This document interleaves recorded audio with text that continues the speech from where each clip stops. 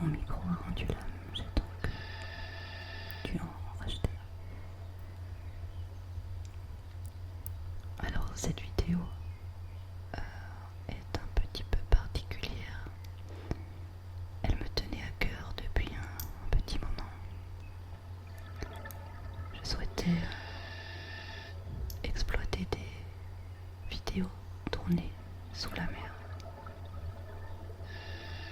À ce titre, je remercie chaleureusement Alain Carnot qui m'a donné l'autorisation d'exploiter ces vidéos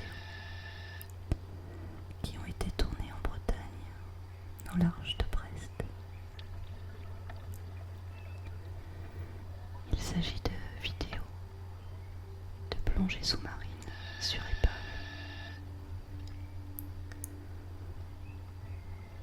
Ce sont des vidéos compliquées à trouver. Il me tenait vraiment à cœur de la réaliser, donc une fois encore, merci.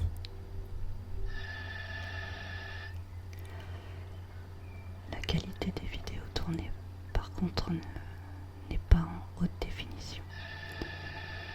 Donc, je vous conseille de la regarder plutôt sur un petit écran.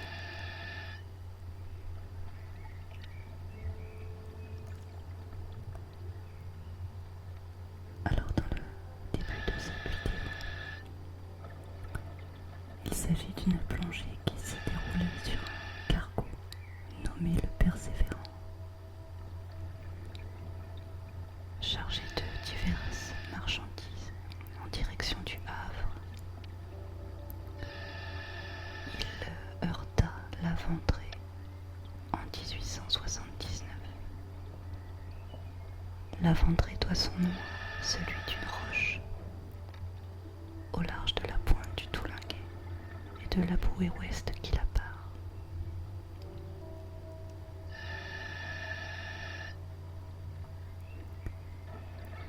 Il sombre le 17 décembre 1879. L'équipage, composé de 18 personnes, fut sauvé dans les embarcations du port et débarqua au Conquet.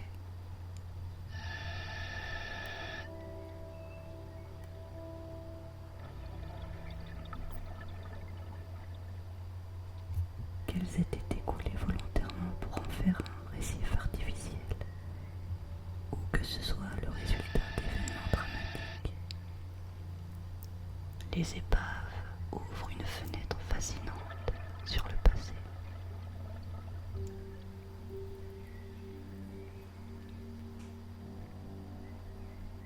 La plongée sur épave est intéressante pour les plongeurs à plusieurs égards.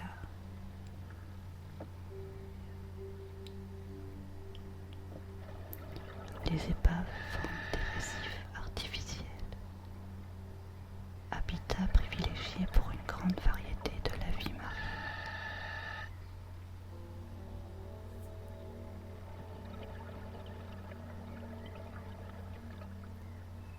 C'est souvent un site assez étendu et diversifié, avec des salles, des machines, des moteurs, parties qui ne sont habituellement pas visitables sur un navire en service.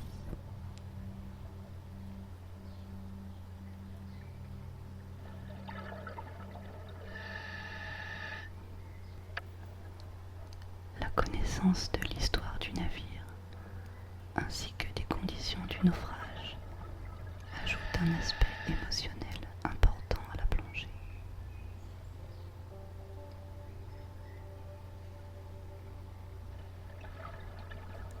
C'est une autre forme de plongée demandant une préparation et des compétences spéciales.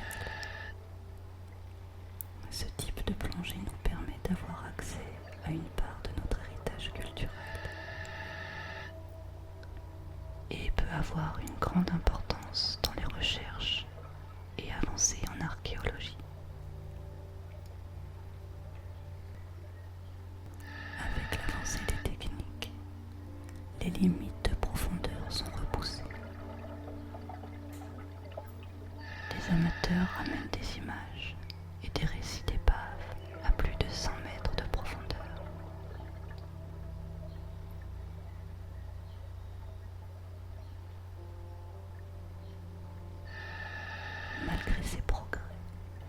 plongée sur épave demande une organisation et une sécurité accrue.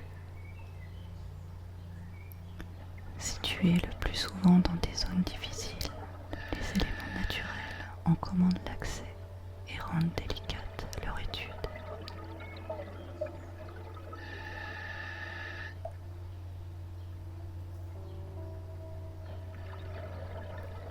Localiser une épave, retrouver son nom et les circonstances du naufrage sont le fruit d'un long travail en archives.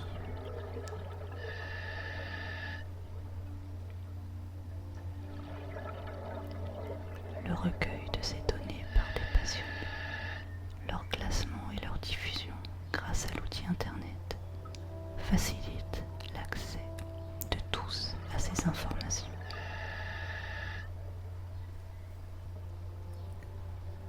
Pour les plongeurs, une plongée sur épave est une plongée dans le temps, une rencontre avec des drames humains, une découverte de l'histoire des techniques navales, industrielles, humaines, militaires, une immersion dans une œuvre d'art sculptée par la mer.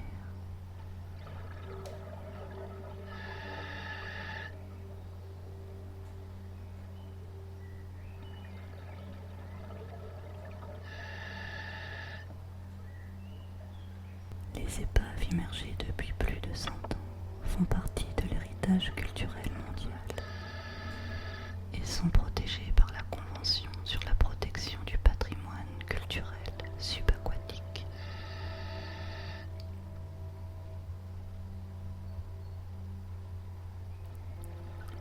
Le secrétariat de la Convention tente de permettre aux États parties de mieux protéger leur patrimoine subaquatique grâce à un cadre juridique international.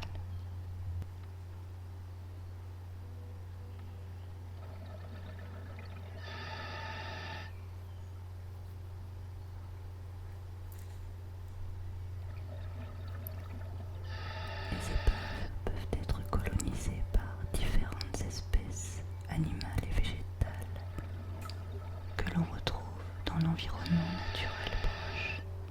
Alcyon, gorgone, coraux, anémones, oursins, étoiles de mer, moules, poulpes, crabes.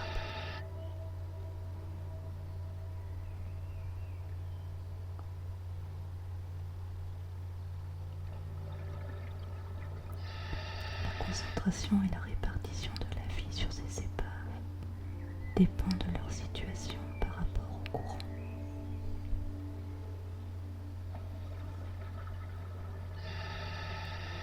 Ainsi, certaines épaves, très exposées, présentent moins de faune et de flore fixée.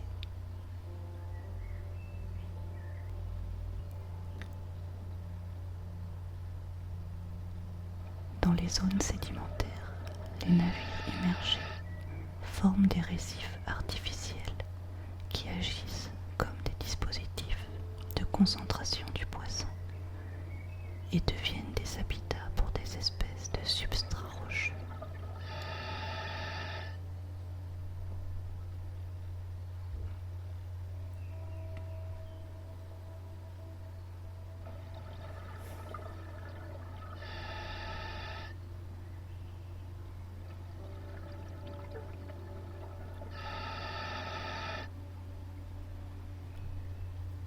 Certains pays coulent intentionnellement des navires ou des matériaux divers, comme des pneus ou des structures en béton, afin de constituer des lieux de colonisation intéressants pour les scientifiques, les pêcheurs ou les plongeurs.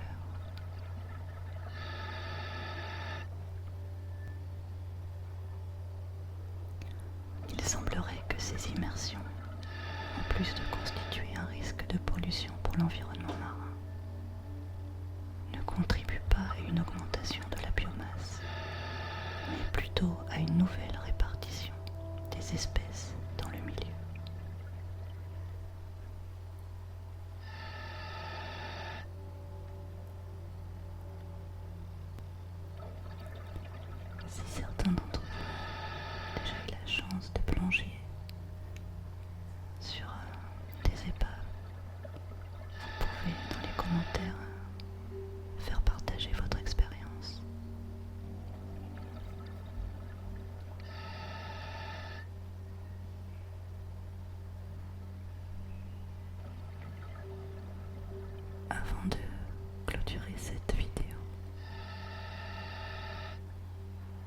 Je voulais vous rappeler que vous pouvez me suivre sur les différents réseaux sociaux tels que Facebook, Twitter, Instagram et Snapchat. J'ai également créé un compte Tipeee qui permet, si vous le souhaitez, si vous le pouvez bien sûr, me soutenir.